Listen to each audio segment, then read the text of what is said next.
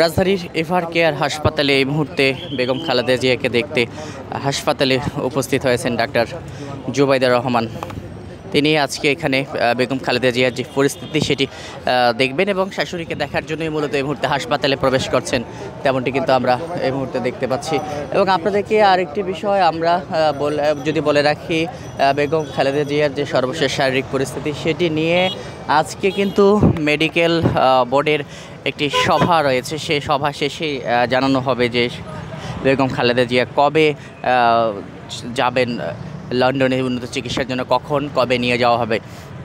এর আগেই কিন্তু বেগম খালেদা জিয়াকে লন্ডনে নিয়ে যাওয়ার জন্য আমরা যেটি দেখেছিলাম যে কাতারের এয়ার অ্যাম্বুলেন্স সেটি আসার কথা ছিল, যদিও সেটির যান্ত্রিক ত্রুটির কারণে সেই এয়ার অ্যাম্বুলেন্স আসেনি, যার ফলে বেগম খালেদা জিয়া যে লন্ডনে যাওয়ার সেটির সময় পিছিয়ে গেছে। তবে এখন পর্যন্ত শারীরিক যে পরিস্থিতি বেগম খালেদা জিয়ার সেটির উপর নির্ভর করছে মূলত লন্ডন যাওয়া। বিএনপির পক্ষ থেকে গতকাল যেটি বলা হয়েছে যে যাত্রার তারিখ নতুন তারিখ হিসেবে 7 ডিসেম্বর বলা হলেও রাতে আবারও জানানো হয় তা পরিবর্তন করে 9 ডিসেম্বর করা হয়েছে।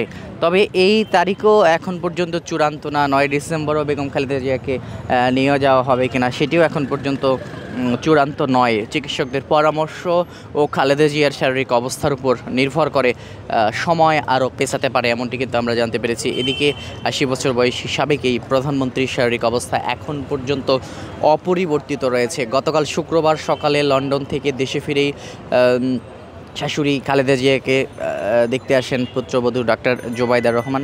সে প্রেক্ষিতে আমরা দেখতে পাচ্ছি যে আজকেও তিনি বেগম খালেদা জিয়াকে দেখার জন্য এই মুহূর্তে এভার কেয়ার হাসপাতালের প্রবেশ করেছেন। কিছুক্ষণ আগেই ডাক্তার জুবাইদা রহমান কিছুক্ষণ আগেই এভার কেয়ার হাসপাতালে প্রবেশ করেছেন, এমনটি কিন্তু আমরা দেখেছি। তার একটি গাড়ি বহরে এভার কেয়ার হাসপাতালের ভিতরে প্রবেশ করেছে।